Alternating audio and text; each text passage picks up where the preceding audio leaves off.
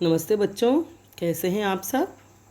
आज हम कक्षा 12 हिंदी साहित्य की पाठ्य पुस्तक मंदाकिनी से सुभाष चंद्र बोस की जीवनी का शेष अंश पढ़ेंगे। सबसे पहले मैं बता दूं कि कल का वीडियो अपलोड होने के बाद जब मैंने देखा सुना तो मेरे मुंह से न जाने कैसे ये शब्द निकले कि भगत सिंह मारे गए। उनके लिए मुझे बहुत दुख है कि कितने अनुचित और अशिष्ट एकदम साधारण से शब्द निकले कि भगत सिंह मारे गए। मारे नहीं गए, वे तो स्वतंत्रता की बलिवेदी पर बलि चढ़ गए। अंग्रेजों ने उनकी बलि ले ली। मुझे अपने ऐसे अशिष्ट शब्दों के लिए बहुत अफसोस है। सभी क्रांतिकारियों में इत्तेफाक से भगत सिंह और सुभाष चंद्र बोस ही मेरे प्रिय क्रांतिकारी और देशभक्त महापुरुष हैं। इसलिए मुझे बहुत दुख हुआ कि मेरे मुँह से इतने साधारण शब्द कैसे निकल गए। मैं वहाँ ये कहना चाहती थी कि दोनों महात्मा गांधी जी से बहुत छोटे थे, उनके पुत्र के उम्र के। काश सब साथ मिलकर यह संग्राम करते तो शायद हमारा भारत बहुत पहले स्वतंत्र हो गया होता या देश की राजनीतिक शक्ल कुछ और होती। खैर, हम तो सोच ही सकते हैं, जो होना था वही हुआ। अब उसके आगे के अंश का हम अध्ययन करते हैं। तो कल ये बात हो रही थी कि जिस फौज की साहस, निडरता और अजेयता की परंपरा न हो वह ताकतवर दुश्मन पर हावी नहीं हो सकती। अर्थात जिस देश की सेना या कोई भी सेना जब तक कि वह एकदम साहसी, निडर और अजेयता की भावना से परिपूर्ण न हो, उनके मन में प्रबल आत्मविश्वास हो कि हम ही जीतेंगे, कोई हमें नहीं जीत सकता, कोई हमें पराजित नहीं कर सकता, तभी वह शक्तिशाली तभी वह दुश्मन पर हावी हो सकती है। अन्यथा ताकतवर दुश्मन उस पर हावी हो सकता है। ये तीनों भावनाएं बहुत जरूरी है। सैनिक होने के नाते आपको निष्ठा, कर्तव्य और बलिदान के 3 आदर्शों को संजोए रखना होगा और उनका पालन करना होगा। वे अपनी सेना को संबोधित करते हुए कह रहे थे, आज़ाद हिंद फौज को, कि सैनिक होने के नाते आपको निष्ठा, कर्तव्य और बलिदान, देश के प्रति निष्ठा और अपना कर्तव्य और बलिदान, इन तीनों आदर्शों को संजोए रखना होगा और उनका पालन करना होगा। तीनों ही आदर्शों पे आपको चलना होगा। जो सैनिक देशभक्त होते हैं वे प्राणोत्सर्ग के लिए सदा तत्पर रहते हैं और वे अजेयी होते हैं। सैनिक तभी अजेयी होते हैं, कोई भी सेना तभी अजेयी हो सकती है जब वे अपने प्राणों का बलिदान देने के लिए हर समय तत्पर हो, उत्सुक हो, इतनी देशभक्ति, प्रबल देशभक्ति उनके हृदय में हो कि जब अवसर आए तो वे अपने प्राणों का बलिदान दे सके। तभी वे अजेयी हो सकते हैं, तभी वे दूसरों को पराजित कर सकते हैं। अगर आप भी अजेयी होना चाहते हैं तो इन 3 आदर्शों को हृदय के अंदर अंकित कर लें। तो वे कह रहे थे कि अगर आप अजेयी होना चाहते हैं, आप किसी से भी पराजित नहीं होना चाहते या सामने वाले शत्रु का डटकर मुकाबला करना चाहते हैं, पराजित कर देना चाहते हैं, तो इन आदर्शों को अपने हृदय में बिठा लें, अंकित कर लें, बिल्कुल बिठा लें और इन्हीं आदर्शों का अनुकरण करें। आज आप भारत के राष्ट्रीय गौरव के संरक्षक हैं, भारत राष्ट्र के और भारत के गौरव के संरक्षक है। भारत के गौरव की सुरक्षा करने वाले आप हैं। संरक्षक उनकी सुरक्षा करने वाले, और भारत की आशाओं और अभिलाषाओं के सजीव रूप है। भारतीयों की जो भी आशाएं और अभिलाषाएं हैं उनका वे आपके रूप में जीवित है। उनकी आशा और आकांक्षाएं आप पर ही खड़ी है, आप ही का मुँह देखती है, क्योंकि देश को आज़ाद कराना आप ही का कार्य है या आप ही कर सकते हैं। इसलिए आप अपना व्यवहार ऐसा बनाइए कि आपके देशवासी आपको आशीर्वाद दें और भावी पीढ़ियां आप पर गर्व करें। इसलिए आपको अपना व्यवहार ऐसा बनाना चाहिए कि सारे देशवासी आपको आशीर्वाद दें और आज आप जो करें उस पर आने वाली पीढ़ियां गर्व करें। हमारे दिमागों पर तनिक सा भी संदेह नहीं है, संदेह माने शक, अविश्वास, कि जब हम अपनी सेना के साथ भारतीय सीमाओं को पार करेंगे और अपने राष्ट्रीय ध्वज को भारत की धरती पर फहराएंगे, देश भर में वास्तविक क्रांति फूट पड़ेगी। क्रांति जो अंततोगत्वा भारत से ब्रिटिश शासन को बाहर निकाल देगी। वे कह रहे हैं कि हमारे मन में या हमारे दिमाग में थोड़ा भी ये संदेह नहीं है कि जब हम अपनी सेना के साथ, हमें पूरा विश्वास है कि हम अपनी सेना के साथ जब भारत में प्रवेश करेंगे और राष्ट्रीय ध्वज लहराएंगे, जब हमारा ध्वज हम लहराएंगे तो इसी ध्वज लहराती हुई सेना को देख करके पूरे देश में वास्तव में क्रांति फूट पड़ेगी। हम जैसे लोगों को जैसा वातावरण देखते हैं वैसी भावनाएं हमारे अंदर उछाल मारती है। तो जब देश की जनता सेना को देखेगी और ध्वज फहराते हुए सेना को देखेगी तो उनके हृदय में भी क्रांति की ज्वाला फूट पड़ेगी और आखिरकार वह क्रांति ऐसी होगी कि भारत से ब्रिटिश शासन को निकाल फेंकेगी। अंततः हर हालत में आखिरकार। सुभाष बाबू ने समय समय पर अपने विचार व्यक्त किए। राष्ट्रीय एकता पर अपने विचार व्यक्त करते हुए सुभाष बाबू ने कहा, राष्ट्रीय एकता मतलब देश की एकता, देशवासियों की एकता। स्वतंत्र हो जाने पर यदि हम एक राष्ट्र के रूप में संगठित होना चाहते हैं तो यथार्थ में कठोर परिश्रम करना होगा। कि स्वतंत्रता मिल जाने के बाद अगर हम एक संगठित और सशक्त राष्ट्र बनाना चाहते हैं तो हमें सचमुच बहुत कठिन परिश्रम करना होगा, क्योंकि हमारी जो भी स्थितियां या जो भी अवस्थाएं हैं, जो भी दुर्बलताएं हैं, जो भी कमज़ोर स्थिति देश की और देशवासियों की है, उनसे बाहर निकलने के लिए हमें कठोर और अथक परिश्रम करना होगा। राष्ट्रीय एकता और संगठन को विकसित करने के लिए अनेक बातों की आवश्यकता है, जैसे एक सामान्य भाषा, एक सामान्य वेशभूषा, एक सामान्य आहार इत्यादि। मेरे विचार से एकता की समस्या व्यापक रूप से एक मनोवैज्ञानिक समस्या है। लोगों को यह अनुभव कराने के लिए कि वे एक राष्ट्र के हैं शिक्षित करना होगा और लोगों को अभ्यास कराना होगा। कितनी सही और सटीक बात कही है उन्होंने कि राष्ट्रीय एकता और संगठन को विकसित करने के लिए अनेक बातों की आवश्यकता होती है, जिनमें से जैसे एक सामान्य भाषा, एक सामान्य वेशभूषा और एक सामान्य आहार।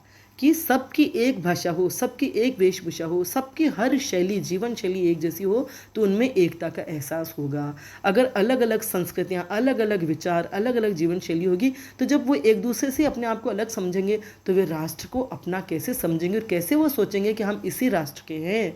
तो हमारे देश का ये तो बात वे तब कह रहे थे सुभाष चंद्र बोस, लेकिन आज भी ये हालत है, क्योंकि हमारे देश में इतनी संस्कृतियाँ पनपी हुई है, इतनी संस्कृतियाँ बाहर से आकर के रहने लगी कि सबकी जीवन शैली, विचार शैली बिल्कुल अलग है, बिल्कुल विपरीत हर बात में। तो वो दोनों कैसे एक हो सकते हैं? चाहें तो भी वो एक नहीं हो सकते। इसलिए बहुत ज़रूरी है कि एक सामान्य भाषा, एक संस्कृति, एक विचार, सब कुछ एक होना चाहिए, तभी वे एकता को महसूस कर सकते हैं। और सबसे सही बात उन्होंने ये जो कही, कितने दूरदृष्टा थे और कितना उनका चिंतन और कितने प्रखर प्रतिभाशाली थे वे, कि मेरे विचार से एकता की समस्या व्यापक रूप से एक मनोवैज्ञानिक समस्या है। लोगों को यह अनुभव कराने के लिए कि वे एक राष्ट्र के हैं शिक्षित करना होगा और लोगों को अभ्यास कराना होगा। क्योंकि जितनी जनसंख्या है देश में, जितने नागरिक, उतने विचार, उतने दिल, उतने दिमाग, उतने भाव। तो सबके अलग अलग विचार और भाव हो जाते हैं तो एकता का अनुभव कराना कठिन हो जाता है। इसलिए एक मनोवैज्ञानिक समस्या है और इसके लिए देशवासियों को शिक्षित करना होगा, उनके मन को, उनके विचारों को, उनके भावों को व्यवस्थित करना होगा, प्रशिक्षित करना होगा और उनको अभ्यास कराना होगा, ताकि वे अनुभव करें कि वे एक ही राष्ट्र के नागरिक हैं और सब समान हैं, सब एक हैं, सब भाई भाई हैं, कोई किसी से अलग नहीं है और किसी का भी हित एक दूसरे से अलग नहीं है। जनसंख्या वृद्धि पर चिंता व्यक्त करते हुए उन्होंने कहा, स्वतंत्र भारत में लंबी अवधि के कार्यक्रमों के संबंधों में प्रथम समस्या जिसमें मुकाबला करना है हमारी बढ़ती हुई जनसंख्या है। उस समय भी सुभाष चंद्र बोस ने ये चीज़ देखी, उस समय भी उनको लगी कि हमारी जनसंख्या बहुत अधिक है, तो आज तो क्या है, आज तो क्या हालत है। मैं इस सैद्धांतिक प्रश्न की ओर नहीं जाना चाहता कि भारत में जनसंख्या अधिक है अथवा नहीं। मैं तो मात्र यह संकेत करना चाहता हूँ कि जहाँ गरीबी, भूख, बीमारियाँ धरती को शिकार बना रही है, वहाँ हम एक दशाब्दी में 3 करोड़ जनसंख्या की वृद्धि को स्वीकार करने में समर्थ नहीं हैं। उनके विचार कितने स्पष्ट और कितने सटीक हैं, चाहे उन्होंने राष्ट्रीय एकता को लेकर के कहा है, चाहे सैनिकों को लेकर के कहा है, चाहे जनसंख्या वृद्धि पर विचार व्यक्त किए हैं कि स्वतंत्र भारत में अगर लंबी अवधि के कोई कार्यक्रम बनाए जाएंगे कि देश स्वतंत्र होते ही तो देश के लिए बहुत मेहनत करनी होगी, सरकार को भी और जनता को भी। और अगर लंबी अवधि के कार्यक्रम बनाए जाएंगे, जैसे हमें देश की गरीबी दूर करनी है, देश की बीमारियाँ दूर करनी है, अशिक्षा को दूर करना है, तो इन सब कार्यक्रमों में सबसे पहली समस्या कौन सी होगी कि जिससे मुकाबला करना है, वह है हमारी बढ़ती हुई जनसंख्या।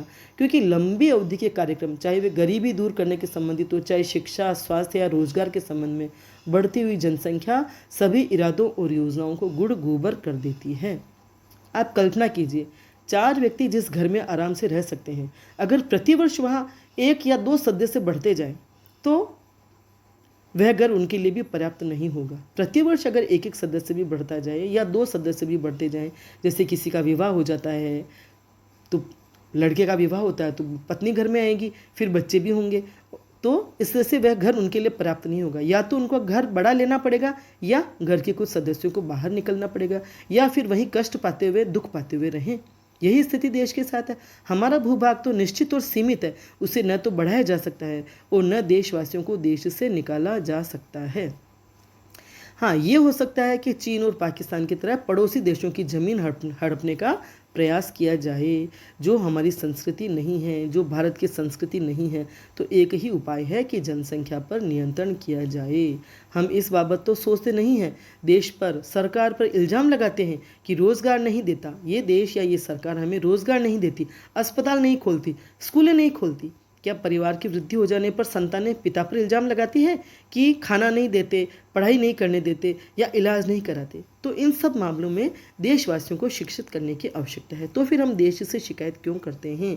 आप छात्रगण जो आने वाले समय के कर्णधार हैं, कल को देश की बागडोर आपके हाथों में होगी, तो आप क्या करेंगे? आपको अभी से ये सोचना चाहिए। हम पाठ पढ़ रहे हैं तो कुछ बिंदु ऐसे हैं जिन पर हमें चर्चा करनी चाहिए, इसलिए जनसंख्या के बिंदु पर भी मैं थोड़ा ज़्यादा बोल गई। आप जानते हैं हमारे भारत की जनसंख्या आज कितनी है? आज हमारे देश की जनसंख्या 1 अरब 39 करोड़ है। मतलब समझ लो 1 अरब 40 करोड़ के लगभग है। हम दूसरे देशों की तारीफ़ करते हैं, दूसरे देशों की शासन व्यवस्था, नागरिकों की व्यवस्था, वहाँ के वातावरण की, हर बात की हम तारीफ़ करते हैं, तब हम जानते हैं कि हमारे देश की जनसंख्या कितनी है। चीन के बाद दूसरे नंबर पे हम हैं। अगर हम अमेरिका की तारीफ़ करते हैं तो आज हमारे देश में 4 अमेरिका बस सकते हैं। मतलब 4 अमेरिका बसें, इतनी जनसंख्या हमारे देश में है। 20 इंग्लैंड हमारे देश में बस सकते हैं, 50 ऑस्ट्रेलिया बस सकते हैं, 40 कनाडा, 20 फ्रांस, 10 रूस या 11 जापान, 16 जर्मनी। मतलब हमारे देश की जो जनसंख्या है उसमें कितने देश रह सकते हैं? तो ऐसे देश में जहाँ इतनी जनसंख्या है और फिर प्रजातंत्र, वहाँ के हालात कितने विकट हो सकते हैं, ये सोचने की बात है। तो इसके लिए हमें बहुत शिक्षित और संयमित होना पड़ेगा और जनसंख्या को सबसे पहले नियंत्रित करना होगा। वे कह रहे हैं कि मैं ये नहीं जानना चाहता इस बात में कि भारत में जनसंख्या अधिक है अथवा नहीं, मैं मात्र यह संकेत करना चाहता हूँ कि जहाँ गरीबी, भूख और बीमारियाँ, सही बात है, जिस देश को या जिस धरती को गरीबी, भूख और बीमारियाँ शिकार बना रही है, वहाँ एक दशाब्दी में मतलब एक दशक में, 10 वर्षों में, हर 10 वर्ष में 3 करोड़ जनसंख्या की वृद्धि को स्वीकार करने में समर्थ नहीं है हमारा देश। ये तब की बात है, स्वतंत्रता से पहले की। और आज 3 नहीं, 4 करोड़, 5 करोड़ या उससे भी ज़्यादा एक दशक में बढ़ती होगी। पिछले दशक में 2011 से 21 तक में 18 करोड़ जनसंख्या बढ़ गई है। कितनी जनसंख्या बढ़ती है अब हमारे देश में? सोचने की बात है, कितनी चिंतनीय और कितनी शोचनीय स्थिति है। भारतीय नारी सामर्थ्य पर उन्होंने कहा, मैं भारतीय नारी की सामर्थ्य से भली भांति परिचित हूँ। सामर्थ्य माने उसकी क्षमता से। इसलिए मैं निश्चित रूप से कह सकता हूँ कि ऐसा कोई कार्य नहीं है जिसे हमारी नारियाँ नहीं कर सकती हों, और कोई बलिदान अथवा कष्ट ऐसा नहीं है जिसे वह सहन नहीं कर सके। मतलब हमारे देश की नारियाँ इतनी सशक्त है, इतनी समर्थ है कि हर कार्य तो वे कर सकती है, और ऐसा कोई कष्ट या बलिदान नहीं जो वह नहीं दे सकती या सहन नहीं कर सकती। इसलिए मैं वीर भारतीय नारियों की ऐसी टुकड़ी चाहता हूँ जो मृत्यु से जूझने वाली रेजिमेंट बनाए और जो इस तलवार को उठाए जो कि 1857 के प्रथम भारतीय स्वतंत्रता संग्राम में झांसी की वीर रानी ने उठाई थी। यानी सुभाष चंद्र बोस सैनिकों की तो मतलब पुरुषों की तो सेना बनाना ही चाहते थे, वे नारियों की, महिलाओं की भी टुकड़ी बनाना चाहते थे। कितने खुले विचार थे उस वक्त भी उनके, कितने उनके विचारों में आधुनिकता और वैज्ञानिकता थी कि उस समय भी उन्होंने सोचा कि महिलाओं की भी फौज होनी चाहिए, क्योंकि वे जानते थे कि हमारे देश की महिलाएं कितनी वीर है, कितनी साहसी है, कितनी समर्थ है और कितनी सहनशील है, और कष्ट सहने में भी उनकी कोई सानी नहीं है। उन्होंने युवकों, विद्यार्थियों को जागृत करते हुए अपना संदेश दिया। उन्होंने युवकों और विद्यार्थियों को भी संदेश दिया। विद्यार्थियों के लिए उन्होंने अपने संदेश में कहा, प्रत्येक छात्र के लिए एक शक्तिशाली और स्वस्थ शरीर, सुदृढ़ चरित्र और आवश्यक सूचनाओं एवं स्वस्थ गतिशील विचारों से परिपूर्ण मस्तिष्क अपेक्षित है। उनकी भाषा शैली भी कितनी शानदार है, कितनी तगड़ी है। तो प्रत्येक छात्र के लिए एक शक्तिशाली और स्वस्थ शरीर, सही है, हर विद्यार्थी का शरीर एकदम स्वस्थ और शक्तिशाली हो, ऐसा दुर्बल नहीं, कमजोर नहीं, सुदृढ़ चरित्र हो और आवश्यक सूचनाओं और स्वस्थ गतिशील विचारों से परिपूर्ण मस्तिष्क अपेक्षित है। अपेक्षित मतलब ऐसी अपेक्षा की जाती है कि विद्यार्थी ऐसे हो, उनका व्यक्तित्व ऐसा हो और उनका मस्तिष्क एकदम गतिशील विचारों से परिपूर्ण हो, जो उचित अनुचित की परख कर सके, सही गलत का निर्णय कर सके और हमेशा सोच विचार कर सके। यदि अधिकारियों द्वारा किए गए जो भी होता है उस पर वे चिंतन कर सके, मनन कर सके, निर्णय ले सके। यदि अधिकारियों द्वारा किए गए प्रबंध स्वास्थ्य, चरित्र और बुद्धि के सही प्रस्फुटन में सहायक नहीं होते तो आपको वे सुविधाएं उपलब्ध करानी चाहिए जो इस प्रस्फुटन को सुनिश्चित कर सके।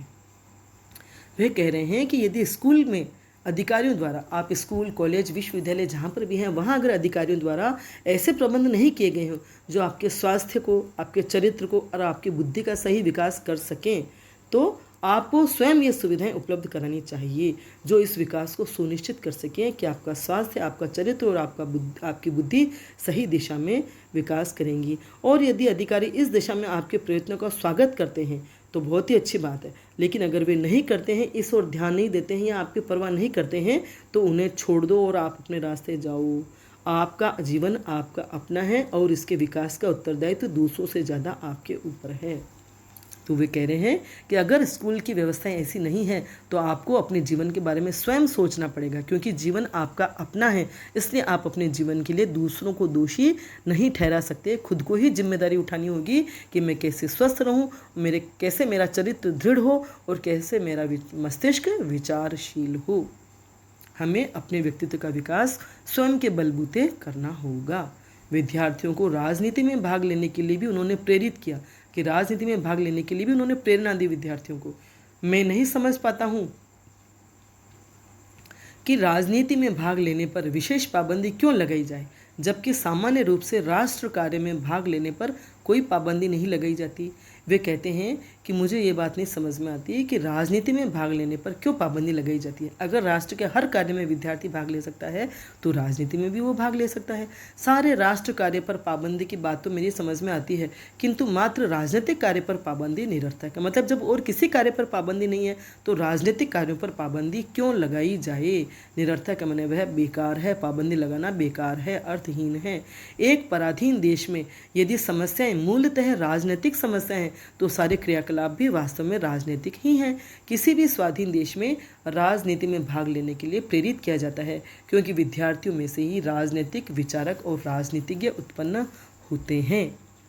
उनके विचार कितने प्रगतिशील हैं। वे कह रहे हैं कि स्वाधीन देश में जब राजनीति में भाग लेने के लिए प्रेरित किया जाता है तो अभी पराधीनता की अवस्था में भी भाग लेना जरूरी है, क्योंकि विद्यार्थियों में से ही आने वाले समय में राजनीतिक विचारक और राजनीतिज्ञ उत्पन्न होते हैं। आज जो विद्यार्थी कल वही देश की बागडोर संभालेंगे, तो उन्हें अभी से राजनीति को जानना चाहिए और राजनीति में भाग लेना चाहिए। जापान ने दूसरे विश्व युद्ध में जब बर्मा पर आक्रमण किया और रंगून में भारतीयों को जेल में डाल दिया, तब नेताजी ने जापान से समझौता किया कि जब जापान ने भारतीयों को जेल में डाल दिया और बर्मा पर आक्रमण किया तो नेताजी ने समझौता किया। जापान ने जीते हुए 2 द्वीप आज़ाद हिंद सरकार को सौंप दिए। उस समझौते के फलस्वरूप जापान ने जो 2 द्वीप जीत लिए थे वे आज़ाद हिंद सरकार को सौंप दिए। आज़ाद हिंद सेना की 5 जुलाई 1943 को सिंगापुर के टाउन हॉल के सामने विशाल परेड हुई, जहां नेताजी सुभाष चंद्र बोस ने भारत की पूर्ण स्वतंत्रता की घोषणा की। और जब पाठ के प्रारंभ में हम पढ़ रहे थे कि किस प्रकार वे आज़ाद हिंद फौज को संबोधित कर रहे थे, तब ही उन्होंने भारत की स्वतंत्रता की घोषणा कर दी थी। 24 अक्टूबर 1943 को नेताजी ने इंग्लैंड और अमेरिका के विरुद्ध युद्ध की घोषणा कर दी। लोगों ने हजारों की संख्या में रक्त के हस्ताक्षर कर प्रतिज्ञा पत्र पर नेताजी को भेंट किए। और तभी ये नारा जो था, इसी वक्त उन्होंने ये नारा दिया था कि तुम मुझे खून दो, मैं तुम्हें आज़ादी दूंगा। और उन्होंने हजारों लोगों ने रक्त के हस्ताक्षर कर, खून से अपने हस्ताक्षर करके प्रतिज्ञा पत्र नेताजी को भेंट किए। 7 जनवरी 1944 को आज़ाद हिंद सरकार का कार्यालय सिंगापुर से रंगून पहुंच गया। यहीं पर नेताजी ने बहादुर शाह जफर की कब्र पर फूल चढ़ाए। 4 फरवरी 1944 को मातृभूमि की स्वतंत्रता के लिए आज़ाद हिंद सेना ने कूच किया। आज़ाद हिंद सेना कोहिमा पहुंच गई और सैनिकों ने मातृभूमि को जमीन पर लेटकर प्रणाम किया। आज़ाद हिंद सेना कोहिमा पहुंच गई और सैनिकों ने अपने भारत की भूमि पर लेट करके अपनी मातृभूमि को, अपनी भारत माता को प्रणाम किया। इसी बीच विश्व युद्ध में जापान ने हथियार डाल दिए मतलब उसने हाथ खींच लिए सेना से या वह पराजित हो गई। तब सुभाष बाबू भी रंगून से बैंकॉक चले गए। 18 अगस्त को एक वायुयान दुर्घटना में नेताजी का शरीर आग से झुलस गया बताते हैं। 18 अगस्त को एक प्लेन दुर्घटना में नेताजी का शरीर आग से झुलस गया ऐसा बताते हैं। जापान रेडियो ने 23 अगस्त 1945 को यह शोक समाचार प्रसारित किया मैंने फैलाया। यह शोक समाचार दिया कि नेताजी नहीं रहे। सारे भारत में शोक की लहर दौड़ गई। शोक मैंने दुख, मृत्यु पर जो दुख होता है उसे शोक कहते हैं। अपने महान नेता श्री सुभाष चंद्र बोस के प्रति सारा राष्ट्र कृतज्ञ है। ऐसे थे हमारे नेताजी सुभाष चंद्र बोस, जिनका जीवन इतना प्रेरणादायी है। उनके प्रति पूरा देश कृतज्ञ है, आभारी है, क्योंकि उन्होंने देश से बाहर जाकर भी देश के लिए कितना काम किया, कितने नेताओं से मिले और देश के लिए समर्थन और सहयोग जुटाया। खुद उन्होंने आज़ाद हिंद फौज की स्थापना की। पूरा जीवन बचपन से लेकर अंत तक देश की सेवा में और समाज की सेवा में उनका जीवन लगा रहा। इसे महान देशभक्त सुभाष चंद्र बोस को हृदय से प्रणाम। ठीक है, आपको समझ में आ गया होगा। अब हम प्रश्न करते हैं अभ्यास के। वस्तुनिष्ठ प्रश्न में पहला प्रश्न है, सुभाष बाबू का जन्म हुआ 23 जनवरी 1897, 30 मार्च 1926, 2 अक्टूबर 1950 या 1 मई 1927। तो इसका सही जवाब है ए, 23 जनवरी 1897। गांधी जी से लगभग 28-30 वर्ष वे छोटे थे। सुभाष बाबू की मातृभाषा थी हिंदी, अंग्रेजी, बंगला, उर्दू। बंगला क्योंकि वे कलकत्ता में रहते थे। बंगाल में उनका जन्म हुआ था। मातृभूमि की सेवा का मंत्र सुभाष बाबू को किससे मिला? गांधी, नेहरू, तिलक या विवेकानंद? विवेकानंद जी से। सुभाष बाबू ICS में कब चुने गए? अगस्त 1940, सितंबर 1920, मई 1924 या मार्च 1945? इसका जवाब होगा ब, सितंबर 1920 में। सुभाष बाबू के माता पिता के क्या नाम थे? अति लघुतरात्मक प्रश्न। सुभाष बाबू के पिताजी का नाम था श्री जानकी नाथ बोस और माता का नाम था प्रभावती। स्कूल के किस प्रधानाध्यापक ने उन्हें बहुत प्रभावित किया? रॉबिन शो कॉलेजिएट स्कूल के जो प्रधानाध्यापक थे बाबू बेनी माधव दास, उन्होंने उन्हें बहुत प्रभावित किया। सुभाष बाबू के अनुसार अंग्रेज कौन सी भाषा समझते हैं? उनके अनुसार अंग्रेज केवल शक्ति की भाषा समझते हैं। सुभाष बाबू के त्याग पत्र का स्वागत किसने किया? सुभाष बाबू के त्याग पत्र का स्वागत श्री देशबंधु चित्तरंजन दास, जो महान नेता थे, उन्होंने किया। सैनिकों के लिए सुभाष बाबू ने कौन से 3 आदर्श बताए हैं? सैनिकों के लिए सुभाष बाबू ने जो 3 आदर्श बताए हैं वे हैं निष्ठा, कर्तव्य और बलिदान। ठीक है, समझ में आ गया होगा आपको 8 और प्रश्नोत्तर। को वीडियो पसंद आया हो तो लाइक करें, अपने फ्रेंड्स के साथ शेयर करें और बेल आइकन भी अवश्य टच करें, ताकि जो भी वीडियो मैं बनाऊंगी उसकी सूचना आपको मिल जाएगी। धन्यवाद।